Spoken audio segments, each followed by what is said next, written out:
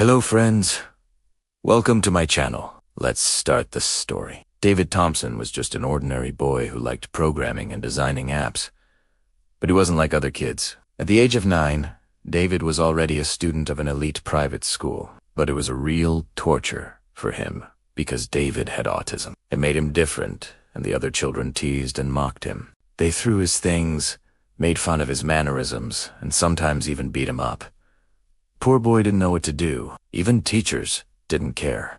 Meanwhile, Zara Williams was also studying at this school. She was smart and beautiful, and thanks to her scholarship, she could afford to study at such an expensive school. One day, Zara saw how the bullies were ganging up on David and throwing his stuff. She couldn't stand it and went over to them. "Leave him alone," she said firmly. The girl stood up for David, despite the fact that she was outnumbered. The bullies could have easily turned their anger towards her, but they didn't expect Zara to fight back. "Mind your own business," the leader of the pack snarled, trying to scare her off. But Zara didn't back down.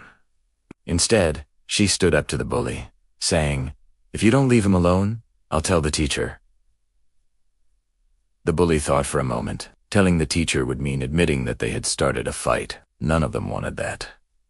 So they decided not to make things worse. They left David and Zara alone. Zara didn't feel like celebrating the victory. She knew that these guys would find an excuse to pick on her for standing up to them. "You'd better watch your back," one of them shouted after her. Zara sighed. She understood that there would be trouble, but she couldn't just watch as they were beating up a classmate. Meanwhile, David's father, Marcus Thompson, was a billionaire tech mogul. He owned several successful companies and could afford to buy his son anything he wanted. But nothing was more important than his son's happiness and health. That's why Marcus asked the school administration to install cameras on the playground. He wanted to make sure that his son wasn't bullied. However, no one paid much attention to the footage. It was only reviewed when something serious happened. And so Marcus was shocked to see how the monitor didn't stop the boys from beating up his son. He also noticed how another student, Zara Williams, was standing up for David. Marcus realized that she was a scholarship student. Looking at the security cameras, he found out where she lived. It was a poor area, and Zara's mom worked as a waitress in a diner. Despite their financial struggles, the girl never hesitated to help David. Marcus was deeply moved. He invited Zara and her mother to his house, promising to pay for everything. Of course, they agreed, although they had no idea what the rich man wanted. When they arrived at Marcus's house, he immediately apologized for inviting them so suddenly, explaining that he had seen Zara at school and wanted to meet her. "I want to say thank you for taking care of my son. You have no idea how much it means to me," Marcus said. Zara blushed. "It was nothing. We're friends, right?" she replied.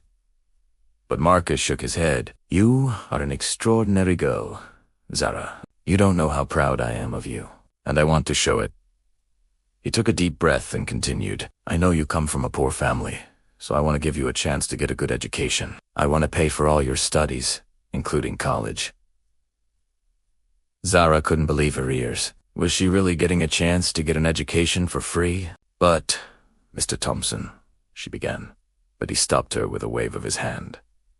"Don't refuse.